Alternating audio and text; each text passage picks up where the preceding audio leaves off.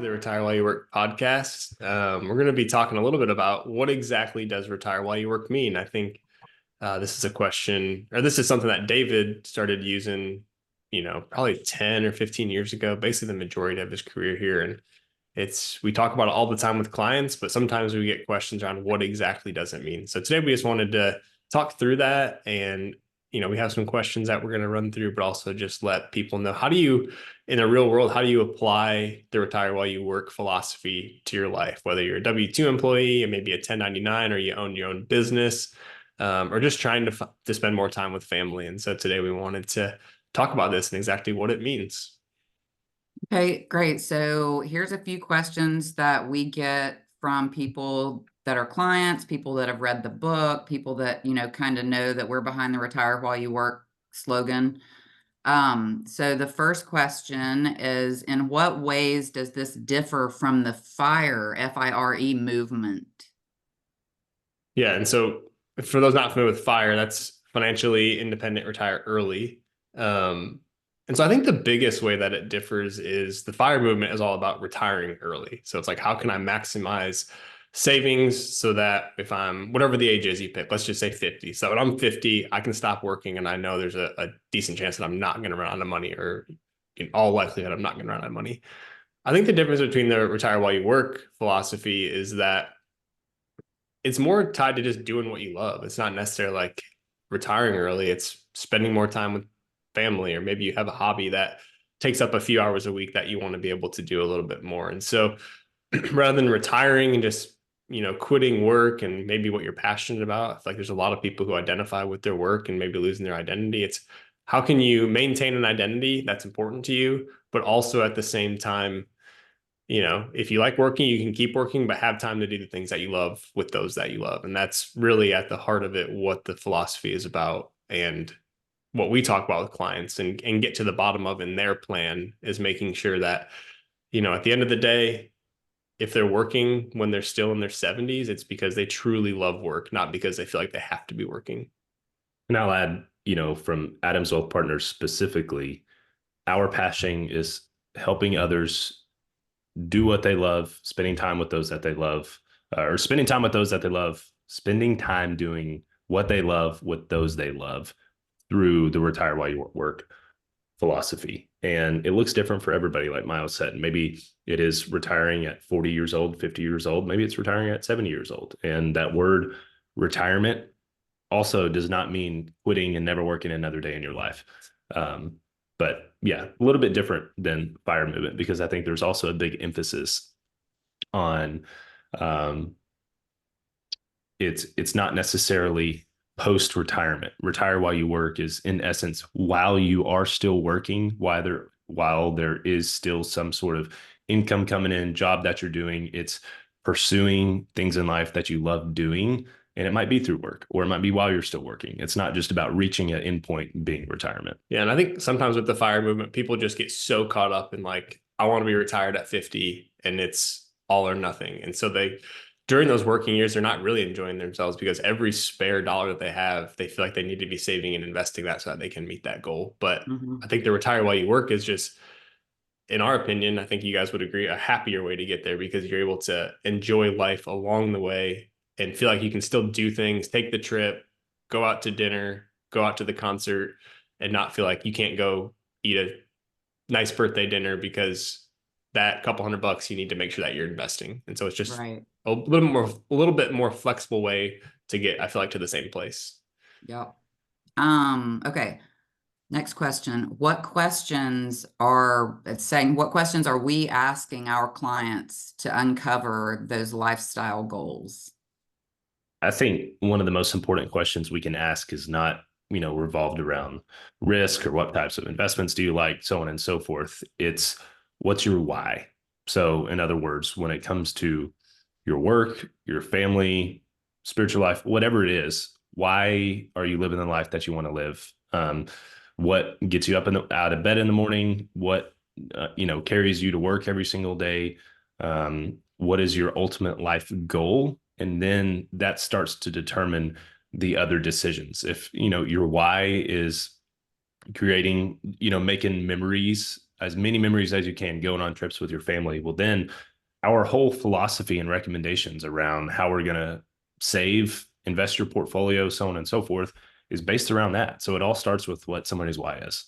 Yeah, and I think really just trying to dig deep into to follow Carson, like what's important to them. I mean, we have all, for the most part, every prospect that we meet with in their first meeting, there's a questionnaire that we have had them fill out, and sometimes they'll put on there like, that they want to retire at 50, and then they come in for a meeting, and we ask why they want to retire at 50, and they're just like, I hate my job, or I just want to spend more time with my family. And I think the other thing that we get a lot is somebody is going to say, well, I can't retire yet. I don't have $1 million. And we're just like, well, where did that number come from? And so having conversations around maybe some preconceived notions that they have about the age they can retire or the amount they need to have. I mean, at the end of the day, all those are subjective, and there's people that are retired with, a couple $100,000 and they get Social Security and maybe a pension, which is not many people have those anymore, but there are still out there for a few people. And there's people who, have $20 million and it's like they can't retire because their expenses are so high. And so it's just really digging down to the core of what people want and why they want it, and asking, just continuing to go deeper through questioning to get to that level with people. Okay. Kind of ties into our next question too, is what are some of the actual real world examples of things people are doing to live that retired lifestyle? I can think of a few, but sometimes it's, from a few examples, it's one, somebody that's a grandparent, they're retired, let's just say they're 70 years old and they've got a big family, and they have a good net worth. They've got, a good amount of investable assets built up, but they decide to pull out, I think the number was something between $60,000 and $75,000 to take their entire family on a giant vacation. And that's something that ordinarily it's the hoarding mindset of, I've got this nest egg that I've built up to save for the rest of my life. But the reality is it was much more in this specific client's situation that she needed to sustain her life, the rest of her life. So for her, it was more about, having this incredible trip, once in a lifetime trip with all members of her family, kids, grandkids, everybody. It had a huge price tag on it, call it $75,000 to spend on a trip.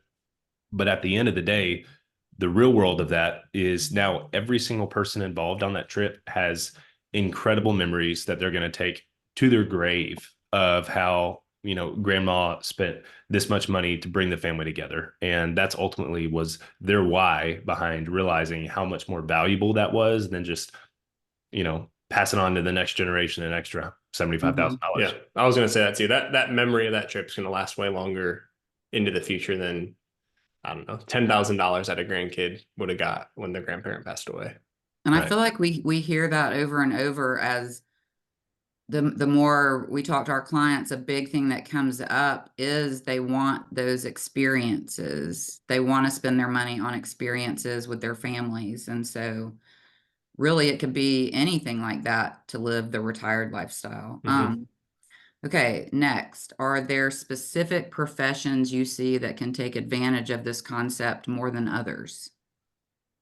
Yeah, that's a good question. I think, obviously if you're a business owner, 1099, your schedule's much more flexible. It probably makes it a little bit easier. I mean, if you're, example, be a real estate agent with a team around you who can continue to show houses and put contracts together, or really any other sort of small business owner where you don't actually have to be there all the time. Maybe you can hop on a Zoom with your team, or be available for some phone calls if they need you, if you're going to take a month off and go on a long vacation. I think without a doubt, 1099 jobs or business owners make that 100%, not 100%, but twice as easy as than if you're a W-2 employee.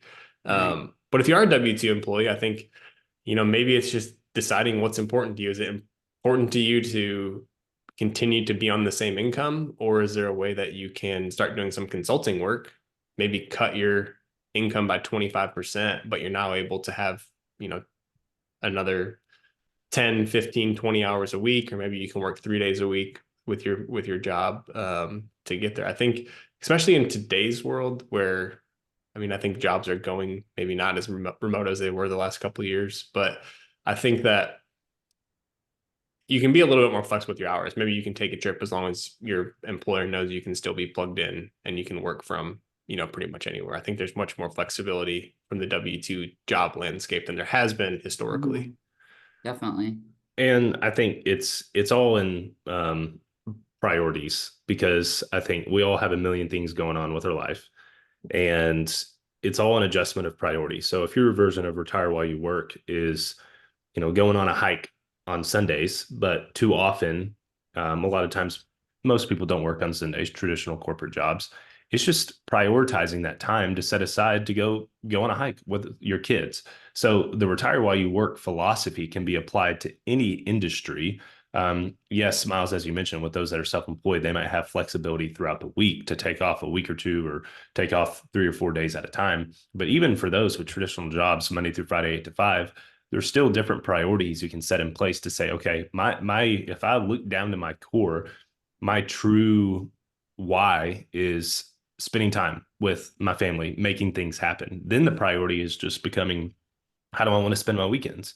Mhm. And what kind of trips do I want to do? Maybe it's long weekend trips, and you just work your schedule out to prioritize. Okay, I'm still going to save and be a good steward of my money for the long term, but at the same time, I'm going to make sure I'm going to cut back spending in somewhere else in my life so that we can go on 3 or 4 weekend trips throughout Mhm. the year and have these trips that we're doing as a family. So, retire while you work looks different for every single person. One way is not better than the other. You don't have to spend a crap ton of money in order to retire while you work. It's all relative based on specific situations. Yeah, I think I've even seen people go as far online to show like how to maximize vacation days using holidays. So like when you Mm, have, I mean, examples like, if you're following banking holidays, there's obviously a few more. So it's like, um, we just had President's Day. So it's like maybe you take the Friday off before President's Day so that you get that Friday, you get that Saturday, Sunday, and then you also get that Monday off, and then you're back in the office on Tuesday. So I think, some people have gotten creative from that standpoint. You're able to, I forget what the numbers are, but it's like if you utilize days you already have off because of a holiday combined with maybe a vacation day or two, assuming you have 2 or 3 weeks vacation, it's like a number much larger than you would imagine of like those weekend trips that you could take, like Carson mentioned. yeah. And I think that y'all kind of just answered this next one a little bit, but we'll see if you can elaborate some. For someone working a more traditional full-time salary position where the hours might not be so flexible, what are some methods they can use to implement some of these plans? Mhm. Yeah, I think, um, I think we touched on that one. I think it just yeah, comes back to getting creative with days off Yeah, with and what you again, have to work just with. prioritizing things. I think younger people, a lot of times, in your 20s and 30s, you have a bunch of your friends' weddings to go to. So it's like maybe you take an extra day and turn that into a longer trip, and things like that. It's just about getting creative and I think deciding what's truly is important to you. Okay. How do you balance this mindset of trying to enjoy things now without sacrificing on the ability to accumulate enough to live off of forever after you might not have the ability or desire to work anymore? Yeah, I mean, I think everything in life's about trade-offs, whether it's, um, decide not to go out with friends on a Friday night because you have something to do on Saturday morning and you don't want to feel like crap, or um, not going to the concert because you need to save that money for something else. It's about trade-offs. It's like deciding, okay, do I want to retire early? And if so, you obviously need to invest more. If you're somebody who, and we have some clients who say they're going to die at their desk, that's obviously not the best way to go about things either. But if you're somebody who enjoys your job, I was having this conversation with the guy who does mortgages last week, and it's like, he enjoys his job. He's like, I feel like I can always write mortgages. Why would I not do this into my 70s if I'm healthy and can do it? Obviously, there's the trade off when health starts to affect you and maybe you can't do your Mhm. job as well as you can. And I think that's where the proper planning comes into place. Maybe you have long term care insurance in case you need to supplement some medical costs or some care that you may need. Um, but there's obviously planning that goes into place. This isn't like willy nilly to where you're just like, I'm not going to save. I'm going to work forever. I'm going to save too much because I want to retire early. It's just about finding balance. At the end of the day, it's Yeah, what's important to you, and how can we help you get to that. gotcha. yeah.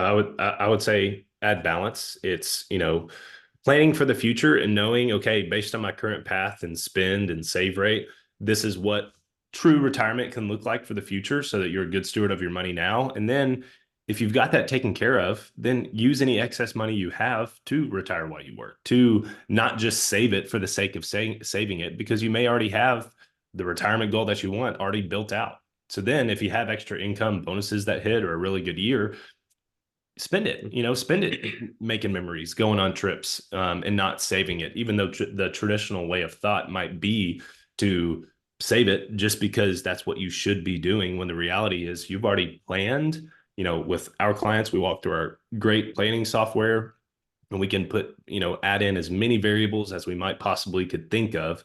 And if that's taken care of, if there's right now you've got that planned for and taken care of, your savings rate is on track for that, whatever extra income you have, spend it and make those memories. That kind of rolls into our last question. What methods, speaking of our goal planning and monitoring software, what methods are you using to build all of this into their financial plans? Yeah, I think it's important to have some sort of tool there. And Jeri Anne, like you said, ours is the GPM, goal planning and monitoring software. So that tool just allows us to start with somebody, to really sit down with somebody, and as really whenever, but let's just say they're in their 40s and their goal is to be retired by 60. A software like that allows us to say, okay, if retiring by 60 is what's important to you, here is, how much you need to try and save a month, a year, to be able to get there so that you have enough to live on. Or let's look at the trade-offs. Let's say, you're willing to consult a couple days a week, and have some income coming in. And because of that, maybe you don't need to save as much in retirement because you're going to do that from age 60 to 65. And so I think having a tool that allows you to, and again, they're all projections, they're not going to be 100% accurate, but at least having a tool that you can benchmark against over a number of years as you lead up to that. And you might get to 60 and realize that you really enjoy consulting and you're going to keep doing that a few days a week. But at the end of the day, having a plan or a software to track that against allowed you to have that data to be able to make those decisions, and you weren't just guessing. Yep. I would agree. Having a great in-depth planning software makes a world of difference. Yep, couldn't agree more. Well, that's it on the questions. Yeah, thanks everybody for joining us again. We're just going to continue to have these thoughtful discussions to get out some good information and planning ideas to our friends and clients. And so we hope you guys are enjoying this, and we'll continue to tune in. Thanks, everybody.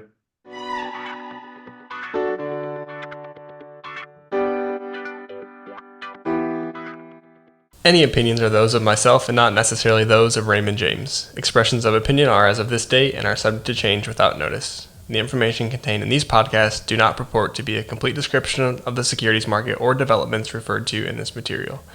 The information has been obtained from sources considered to be reliable, but we do not guarantee that the foregoing material is accurate or complete. Every investor situation is unique, and you should consider your investment goals, risk tolerance, and time horizon before making any investment. Prior to making an investment decision, please consult with your financial advisor about your individual situation. Any hypothetical examples are for illustration purposes only. Actual investor results will vary. Raymond James does not provide legal or tax services. Please discuss these matters with the appropriate professional.